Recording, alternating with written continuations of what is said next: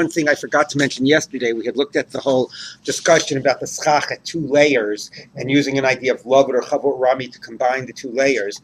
Rashi there emphasized that the problem was that at 2 different layers there was a lot of sunlight, and then in particular the Chiddush is that even when you virtually combine it, even though it's not really providing shade, because in some virtual reality it is, that's enough. Tosfos makes 2 interesting points that I failed to mention. One is that he says we would not judge the question. This is always the question: how do you judge if it's providing shade? Where are we assuming the sun is? So Tosfos says, when we have to measure whether the Succah provides shade, we're assuming the sun is directly overhead, not at an angle. And therefore, it's never the case. Well, okay. All right. Anyway, as much as directly overhead as possible. And Tosfos says, therefore, if the sun is directly overhead, even if you have the Succah at 2 layers, it's not so much as getting through. Now, again, let's not get into the whole debate how true that is or not. But anyway, the first important point Tosfos makes is that you judge the issue of shade when the sun is directly overhead. So he says the issue here is not that the sun is getting through. The issue here is just, can you consider these 2 layers to be one Succah or not? Because each Succah by itself is not sufficient. They're only sufficient combined, and they actually are providing shade. But are they one roof or are they 2 roofs? And therefore, that's what Tosfos says, the idea of Lovud or Chavot Rami. The reason that's interesting and important is because then, using the principle from Ohalos, where you consider it to be one Ohel, is much more directly relevant. There's no issue of shade. We've got the shade covered. Excuse the pun. The shade is fine. The only issue is it 1 or 2 separate roofs, and therefore these principles for Ohalos are much more directly relevant. So I just wanted to point out that approach of Tosfos, which makes the Gemara more, simpler. Anyway, let's take a look now where we pick up on the top of Chaf Gimel Amud Aleph in the Gemara, 3 lines down.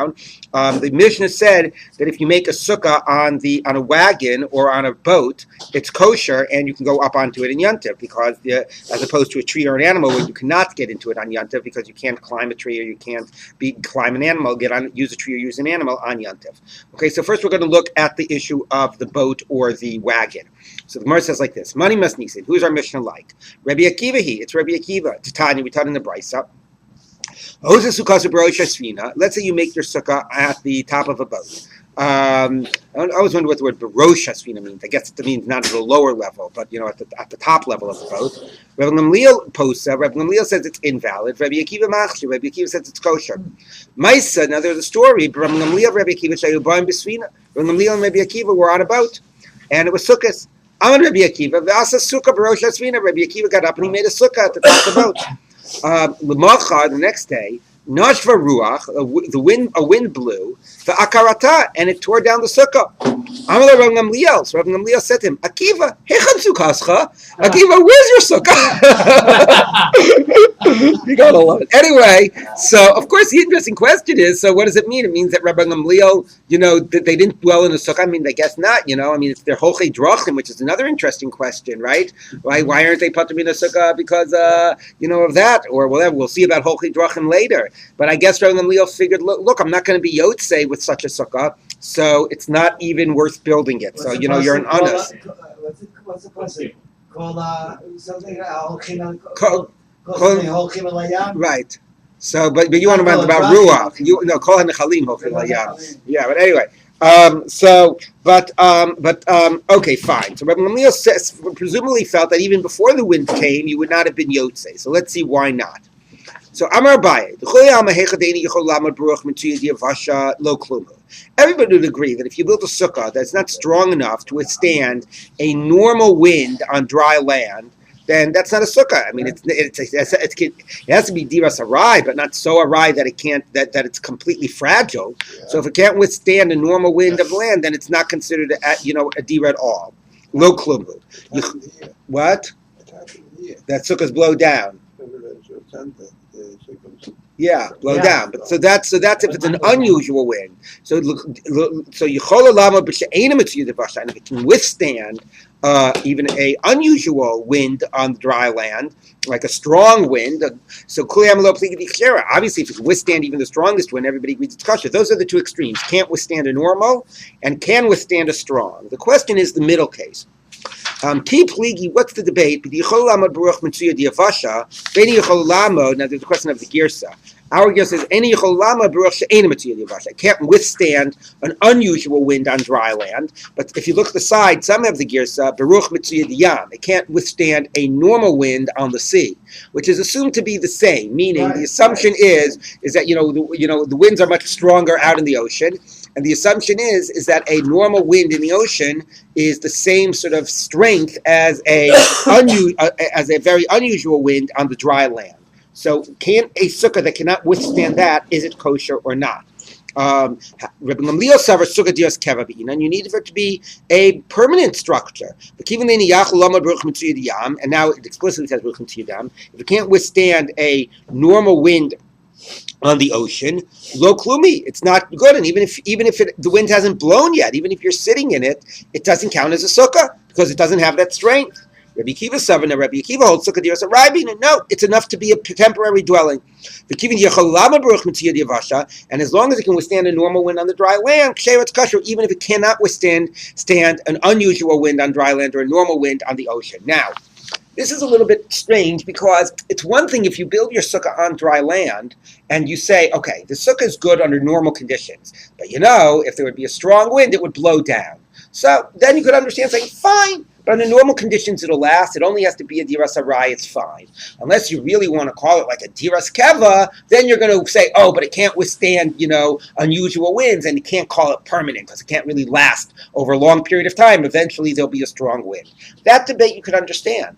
But if you're building your sukkah on a boat and you're in the ocean, right? That's very strange, right? That Rabbi Akiva would say, look, since were it on dry land, it would be able to, stand, therefore it's good. Even though right now we're on the ocean and it can't withstand a normal wind on the ocean. Shouldn't context matter? Shouldn't we say that in this context you can't call it a diras arai because it will never stand more than a few hours, never stand more than a day here on the boat in the middle of the ocean? So it's very strange, the idea that Rabbi Akiva would say, since if it were on land, it would be a good enough structure. It remains a good enough structure even in the middle of the ocean. Yes. Rabbi Gamliel seems to imply that you can't build a sukkah on a ship. It doesn't seem to imply. He says it. Yeah. I mean, you can build it. You're not yotzei. Well, that's what I mean. Yeah. Right. So why? Yeah. So he would be saying that if you're taking a trip on a ship, you can't fulfill the limits of the sukkah. Right. You're an honest. Yeah. Okay. Why is there no teku here? What should the teku be? This is the machlokas Rabbi Akiva and Gamliel. That's it. In other words, they're not going to. Teku has to take it to another level. Teku is when we ask a question that we don't have any any evidence to bring to either side. Here, no. Teku is not a debate that we can't be machriya. Because a debate that we can't be machriya, fine, we have two opinions. That now at least we know what the positions are. Teku is we ask a theoretical question and there's no evidence to bring towards to get any further than the asking. So it's not the conceptual machloket; it's the application of a principle to a case. I don't. You bring a case and we don't know how to rule. No, you don't use take it when you don't know how to rule. You use take it when you say, are we talking about, what would be this case? You tell me a halach and I say, yeah, but what would be if, da-da-da-da-da-da-da-da? What if this? What if that? I don't know. Like, there's no evidence. We have no textual sources. We have no analytic way of getting at it. So but why it's is not that the same as not knowing how to rule? Because not knowing how to rule is that you have a debate because it's just you don't use teku.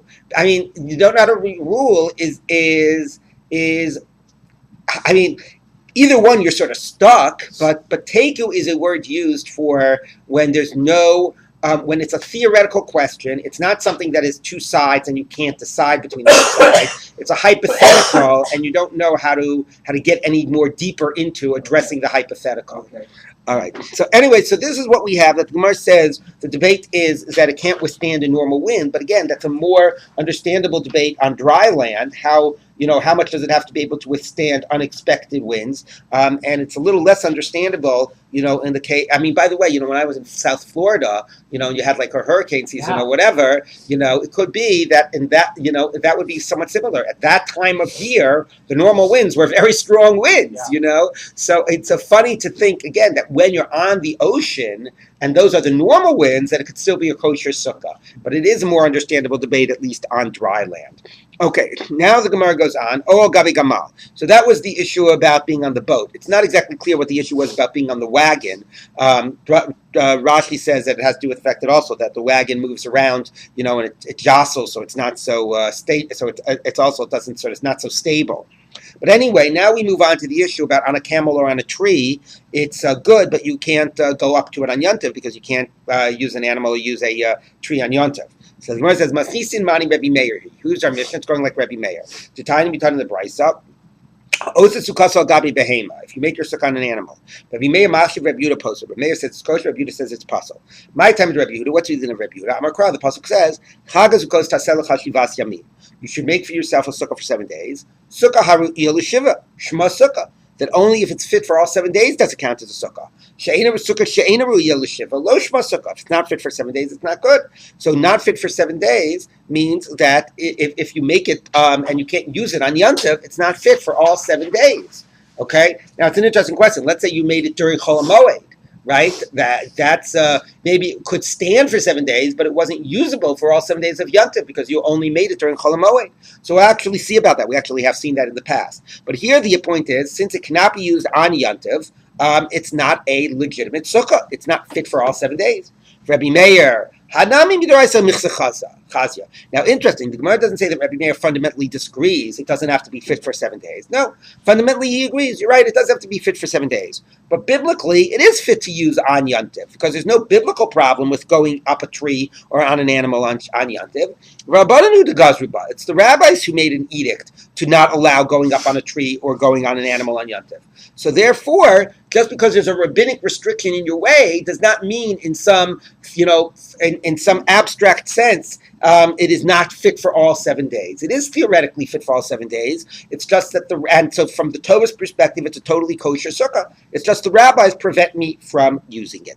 Again, it's interesting. The Gemara says that they both agree to that principle, and we can ask the question: what if you built a sukkah on Chol HaMoed? Right? Now, again, that might be different. That's the type of sukkah that structurally could theoretically be used all 7 days. You just built it late. This is something that, in the way it exists, is not able to be used on Yontiv. But anyway, it is interesting, this idea that the Gemara frames it as that they both agree in principle, it needs to be able to be used for all 7 days. Okay, now, asal lebehema dofen l'sukkah. Let's say this is making your entire sukkah independent of the animal or the tree, but we'll talk about animal for now. We'll worry about tree later, and putting it on the animal. Okay, but let's say you actually use the animal for one of the pieces of your sukkah. You use your animal for the wall of your sukkah. Okay, so I'm sure they do have a picture there. All right, so I was sitting at the end of the table. What happened? Okay, anyway, so Rabbi Meir posa. Rabbi Meir says it's no good. Rabbi Yehuda machir. Rabbi Yehuda says it's good. Shaya Rabbi Meir Omer. Rabbi Meir used to say, "Kol davar sheish bo ruach chayim." Anything that is alive.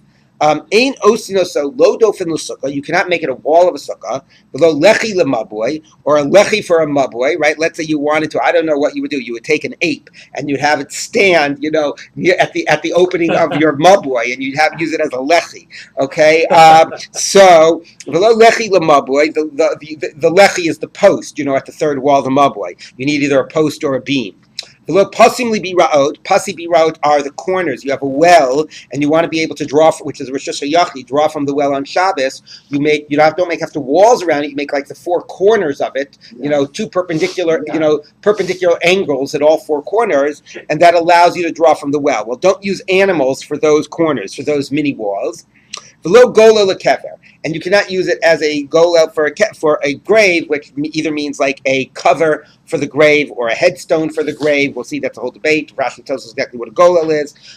Anyway, you cannot use it for any of these things. Mishum Reb Yossi Aglili Amru, in the name of Yossi Aglili, they said afin kosin olav gitei nosha.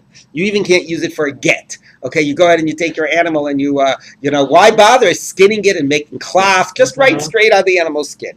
Okay, now, what is the reason for all of this? Now, to some degree, you could sort of say this like philosophically, that these things are like live and they cannot be made into objects. To do it in this way, you're basically sort of completely turning them into, you're making them you're having them serve a function that's normally served by inanimate things, and the type not normally served by also, but that is not, that completely, if they were human beings, you would say it dehumanizes them. I guess we could say it de-animalizes them. It completely makes them into objects and removes their sense of living things. But the Gemara, that's like from a philosophical perspective, and is that were true, you could have come up with a much longer list of things you can't use them for, right? I'm sure we come up with a very long list of things that we need inanimate objects for halachic purposes, and this list is not all comprehensive. So the Gemara is going to have to find more concrete reasons why these are problems to be used in this context. Well, that's clear, but that's because it's not klaf. But okay. Anyway, the get is a bigger chiddush. Okay, so let's take a look at the Gemara. Okay. My time at Rabbi Meir. What's the reason of Rabbi Meir? Abai Amar Shema Tamut. We're afraid the animal will die, and if it dies, then it won't. You won't have your 10 tefach wall, or you won't have your lechi. It'll fall on the ground. Okay. Well, okay. Excellent. I was about to ask that. Okay. Okay, but anyway, I know that doesn't explain all the things. Like, what's the big deal with if a get is written on it?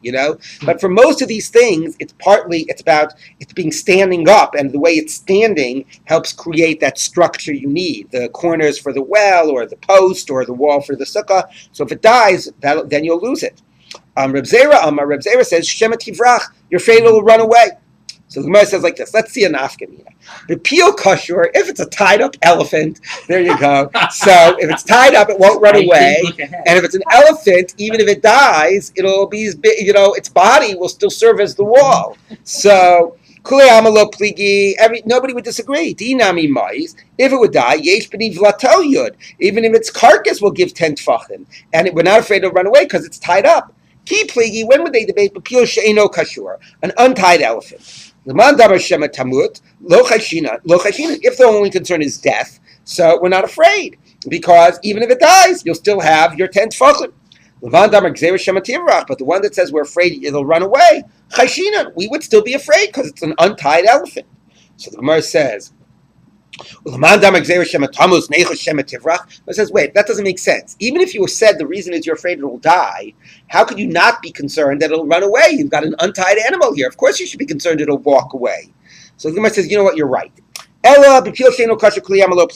Nobody disagrees by an untied elephant. The one who says maybe it'll die is not only concerned it'll die. Obviously, you have to be concerned it'll run away. He's just also concerned it'll die. So if it's untied, everybody agrees it's a problem. Everybody is concerned it'll run away.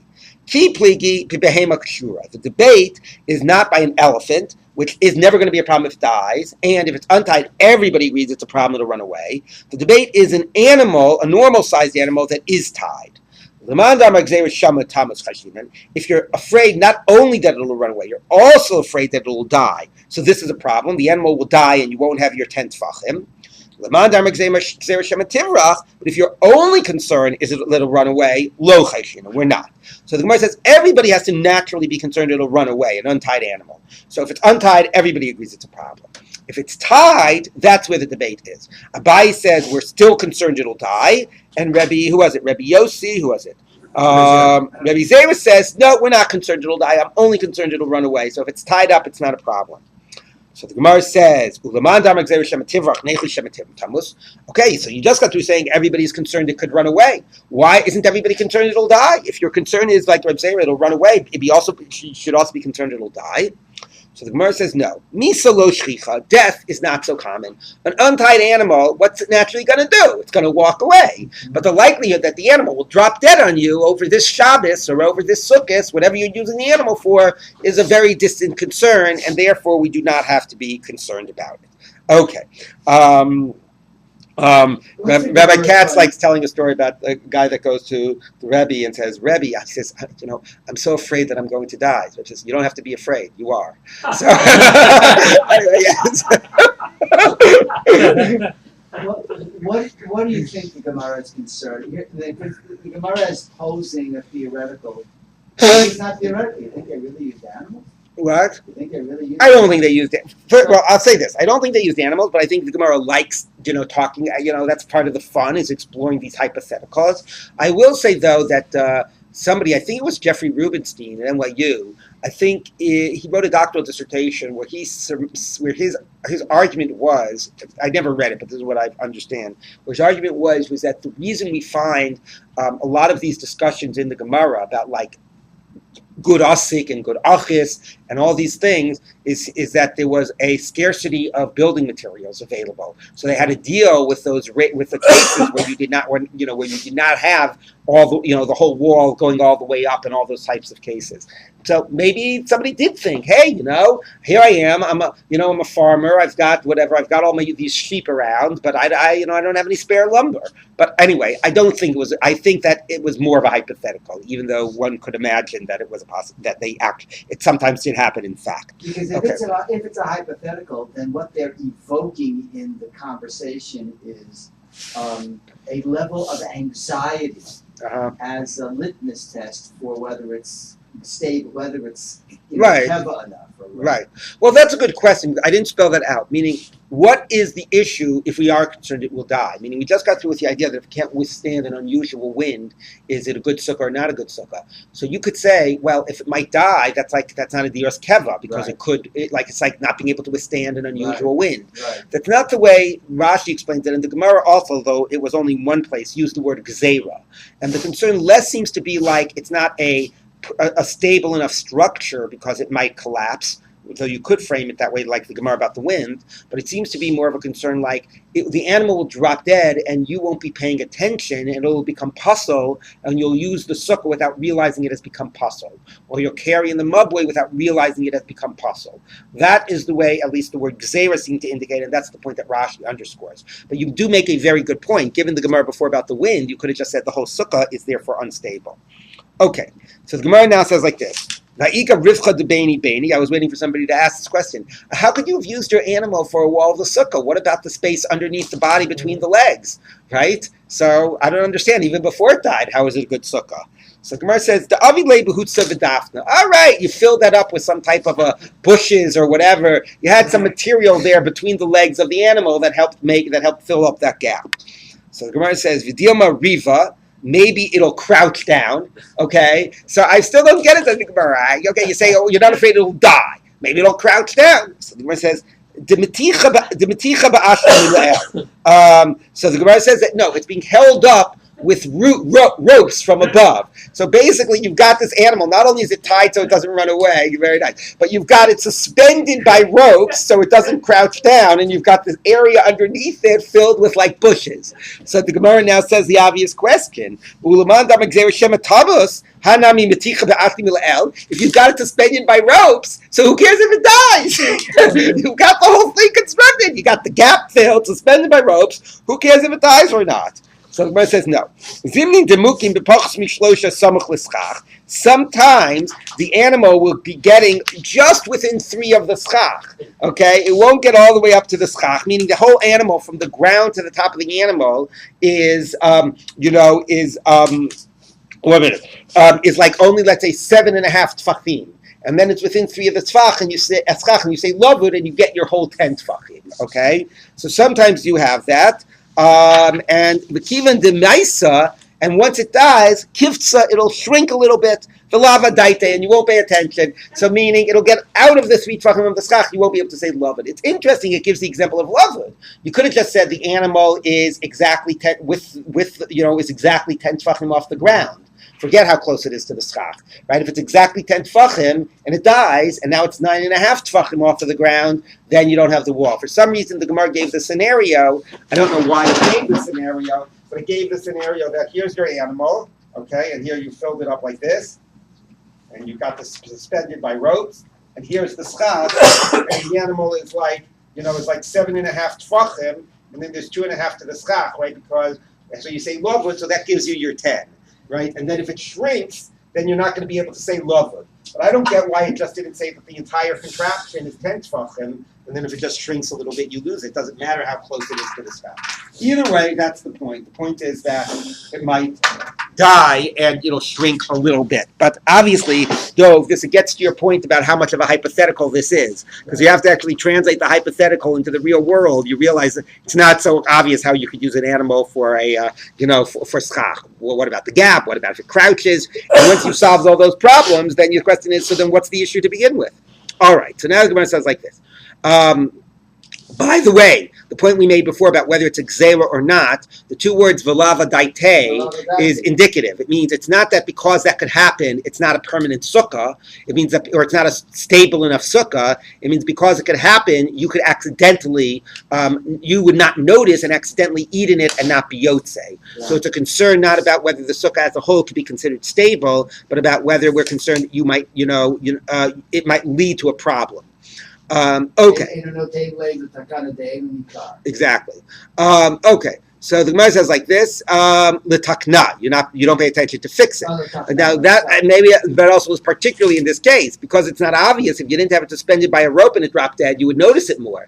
Now that we've created this very constructed case, it makes more sense why we're concerned that you might not notice it because it's not such an obvious difference after it dies. It looks just as good. It's still suspended. Okay. I don't know why the guests aren't complaining about the smell, but okay. Probably was pretty smelly even before it died. Okay. Okay, now, does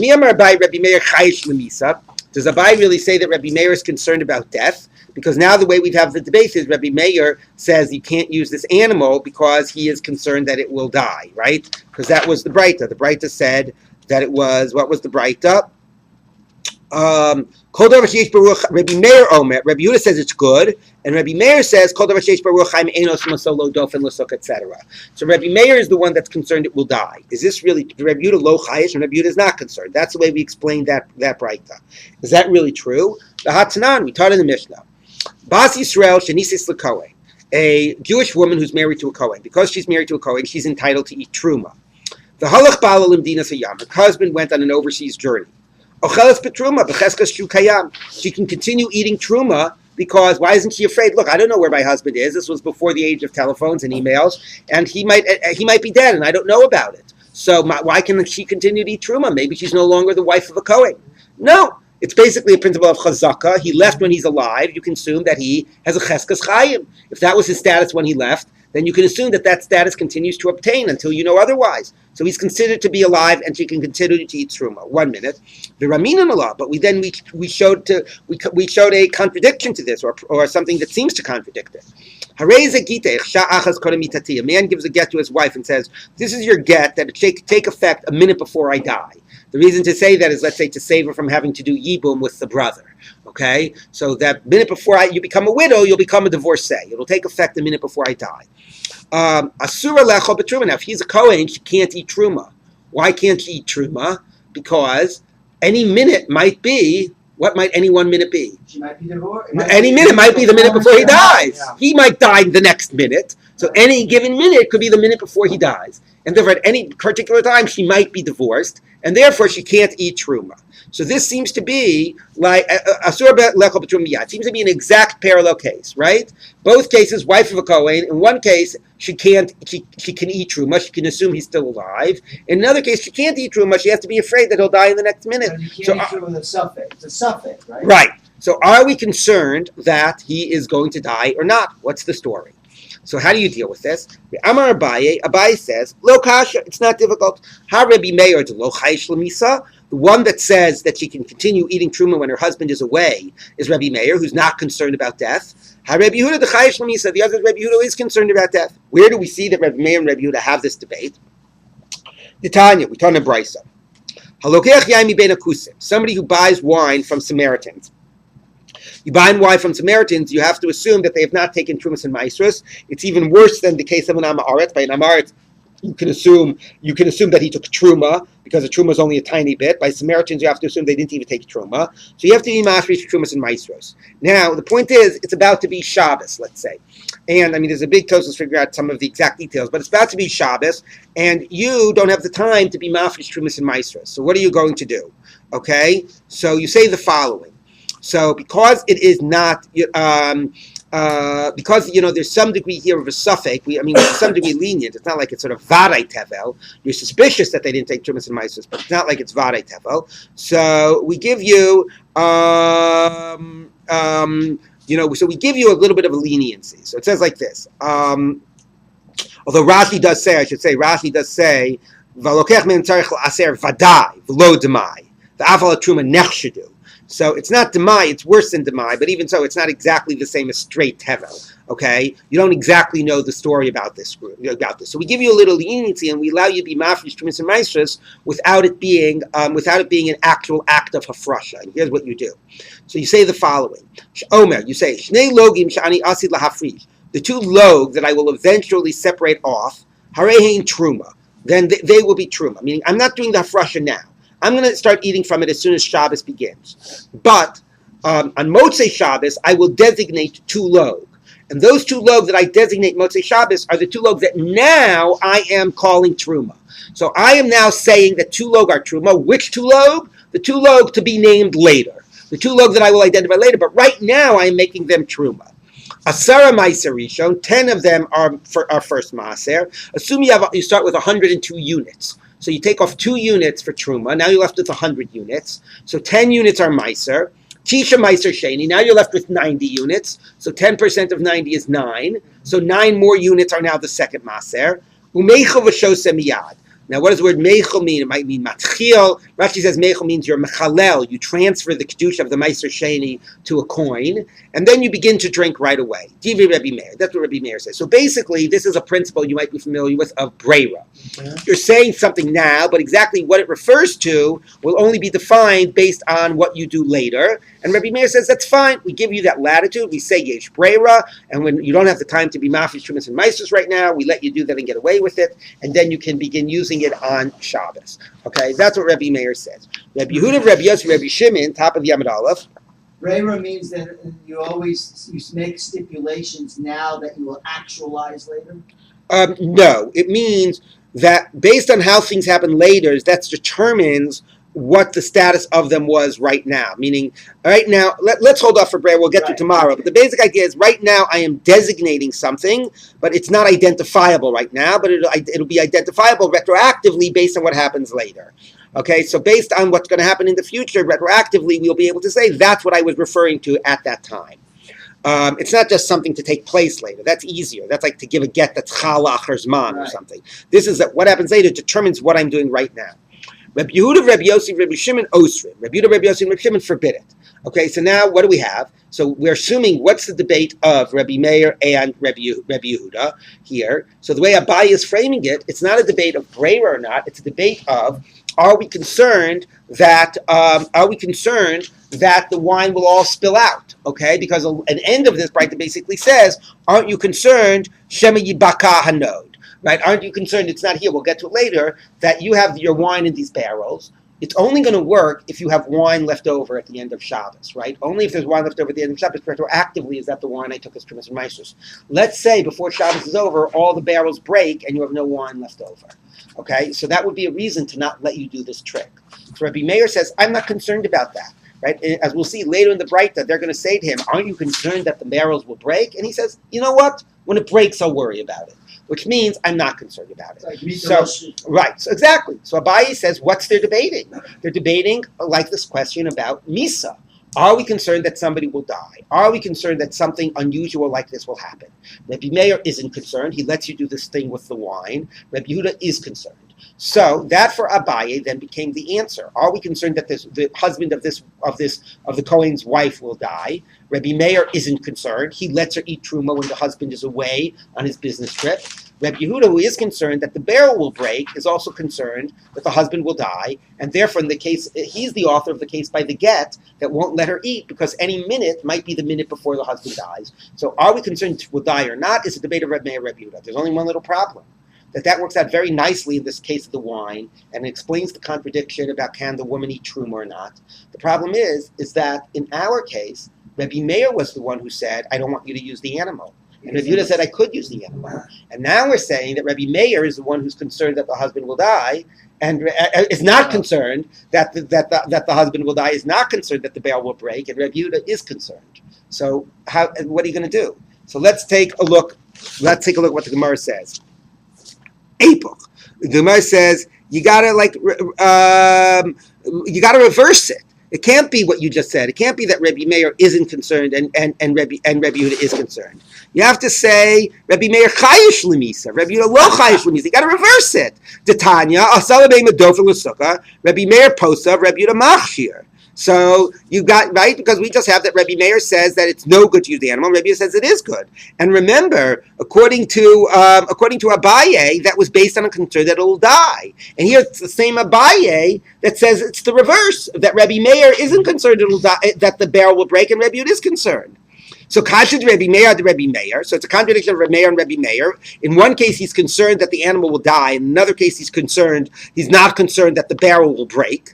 So the Gemara says, Amalcha Rabbi Meir, no, Misa Shchicha, B'kiyas Anod, Lo Shchicha, Efsher Demashalei L'Shomer. No, it's a difference. He says, you know what? It's not true. I'm concerned that the animal will die. That is a concern I have. This issue about the barrel breaking and why am I not concerned about that? I'm not contradicting myself. That I'm not concerned about because, you can protect barrels from breaking more than you can stop people from dying. Node is a wine skin, right? Is it a barrel? Yeah, I'm saying a barrel, but it's a wine skin. It's right. A node is more a canteen, right? That's correct. Okay. So the Gemara says that I was just whatever. Okay, fine. So the Gemara says like this. Let's just finish this point. Kashid Rabbi Yehuda. How about Rabbi Yehuda's contradicting himself? In our case, he's not concerned that the animal will die, and here he is concerned and doesn't let you that the wineskin, right? That the flask will break, right. And he's not going to let you do this thing with the wine. So the Gemara says no. Time with Rabbi Yehuda. No, Rabbi Yehuda doesn't let you do this thing with the wine, not because he's concerned the barrel will break. He's not really concerned with that. Elamishum delays lay brera. It's because he doesn't hold of the whole trick of brera that what happens later will retroactively determine it. So the Gemara says, we'll just read a little bit more. How could you say he's not concerned? How could you say his issue is brera? His issue is not that the barrel will, that the wine flask will break. For the end of it says exactly that. Amalol Rabbi Meir, they said Rabbi Meir, aren't you concerned that the lest the flask break? And he'll wind up having drank tevel retroactively. And he said back to them, you know what? When it breaks, I'll worry about it, which means I'm not worried about it. So you see, that his objection is because he's afraid. Rabbi Yehuda's objection is he's afraid that it'll break. So how is it Rabbi Yehuda isn't afraid the animal will die and is afraid that the wine flask will break? It's only one wine flask. It's all 100 of them will break. There won't be anything left for the Trumas and Maestros. So the Gemara says, no. Hasam Rabbi Yehuda, hu de kamar le Rabbi Meir. That was just Rabbi Yehuda's way of pushing back at Rabbi Meir. He said like this, Lididi, look, Rabbi Meir, as far as I'm concerned, lacely brera. I don't think you can do this at all. I don't hold of the principle of brera. I don't think that just because you, after Shabbos, figure out what you were talking about, retroactively it means that's what you could say you designated before Shabbos. You can't do any retroactive games. I disagree with you in principle. But I want to even challenge you on your own terms. Even according to you, the yesh brera, that you hold you can do this whole retroactive thing. So, and that's why you allow somebody to do this thing with the wine. Shouldn't you at least be concerned that the flask will break? Says, no, I'll worry about it when it happens. So what have we said until now? We have said that, according to Abaye, the debate of Rabbi Meir and Rabbi Yehuda, by using the animal is, are we concerned that the animal will die?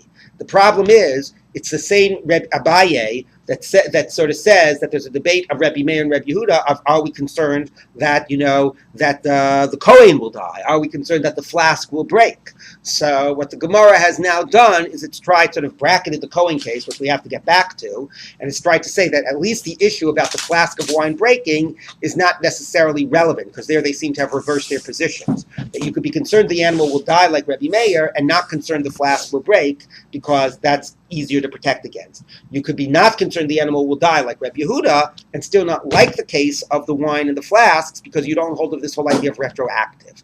So the debate about the wine and the flasks is not relevant to the debate about whether the animal will die or not. Okay? Because that's a brera issue, that's something more easy to protect against. What we still haven't done is we still have to go back to the contradiction about the Kohen.